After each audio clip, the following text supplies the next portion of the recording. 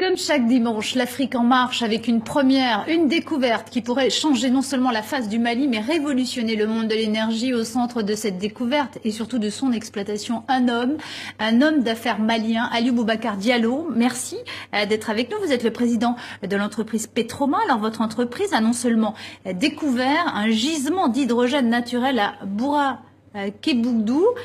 Comment s'est faite cette découverte ? Bon, déjà, cette découverte, depuis un moment déjà, on parle des gaz dans cette région. Bien avant l'arrivée de ma compagnie là-bas, il y avait des émanations de gaz.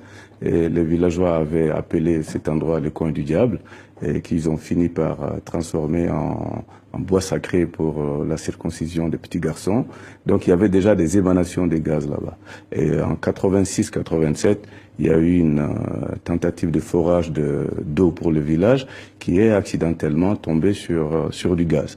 Donc nous, quand on a eu le bloc pour la recherche du gaz et du pétrole, ce que nous avons fait, c'est de faire des études géologiques et des études scientifiques pour voir l'importance du phénomène, l'importance des réserves et voir si on peut en faire une exploitation industrielle. Et justement, vous avez décidé de lancer l'exploitation et vous avez réussi à électrifier tout un village. Comment ça se passe ? On en fait, parce que quand on a fait l'analyse du gaz, on s'est rendu compte qu'il y avait presque 98 à 99% d'hydrogène, donc c'est presque de l'hydrogène pur.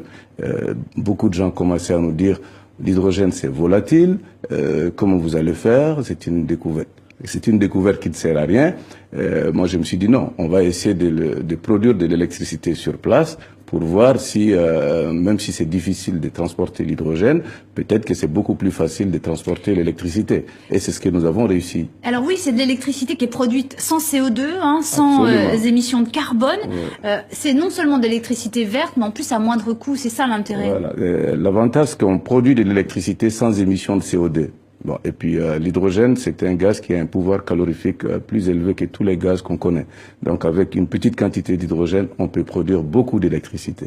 Donc nous arrivons aujourd'hui à produire avec l'unité pilote de l'électricité sans émission de CO2 et nous avons électrifié le village de Bourakébougou. C'est une première au monde parce qu'il y a 3 grandes découvertes d'hydrogène aujourd'hui. Il y a les États-Unis, il y a la Russie et le Mali. Mais de toutes ces découvertes, c'est seulement au Mali qu'on a réussi l'exploitation. Et c'est une opportunité économique incroyable pour le Mali. Ouais, surtout quand on voit les pays du Sahel qui souffrent beaucoup de problèmes de stabilité, de sécurité, de problèmes d'électricité aussi, de pauvreté et de sous-développement. Et dans les rapports chocs de Kofi Annan, on apprend qu'il y a 621 millions d'Africains qui n'ont pas accès à l'électricité.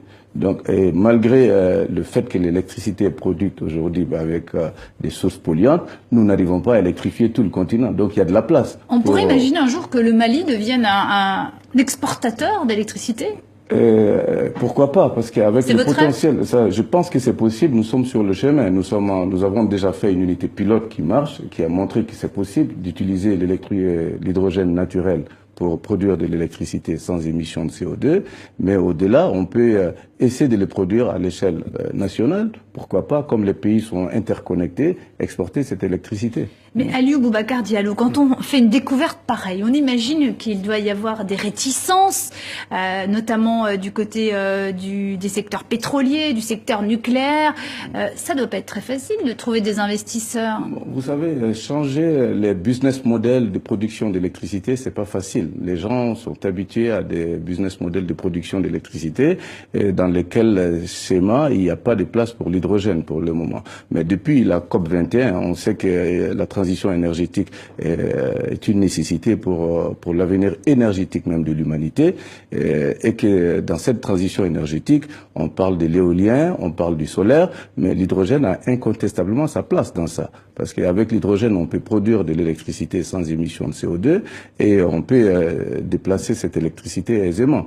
Bon, donc c'est ce que nous essayons de faire et c'est une opportunité de concrétiser les bonnes volontés affichées de la COP 21 par un petit projet au Mali. On pourrait découvrir d'autres gisements d'hydrogène naturel en Afrique. Il y a un grand professeur, Alain Perissofer, qui est un spécialiste d'hydrogène, qui a fait beaucoup de découvertes d'hydrogène un peu partout dans le monde, en Russie, et il doit venir visiter bientôt notre gisement au Mali, et il pense qu'on pourrait faire d'autres découvertes. Donc je pense qu'il faudrait aller plus vers l'investissement dans la recherche dans la découverte et puis et dans la transformation de cette nouvelle source d'énergie sans émission de CO2. Eh bien, merci beaucoup à Aliou Boubacar Diallo d'être venu sur le plateau de TV5 Monde pour nous parler donc de cette formidable première, cette formidable découverte pour le monde de l'énergie et pour le Mali, bien sûr.